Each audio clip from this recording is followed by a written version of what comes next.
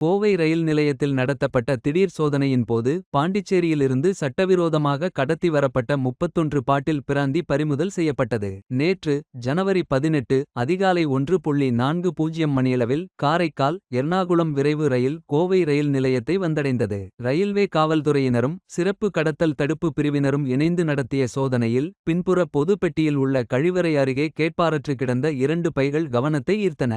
பைகளை திறந்து பார்த்தபோது பாண்டிச்சேரியில் தயாரிக்கப்பட்ட டைரக்டர்ஸ் சாய்ஸ் ரக பிராந்தி பாட்டில்கள் கண்டெடுக்கப்பட்டன.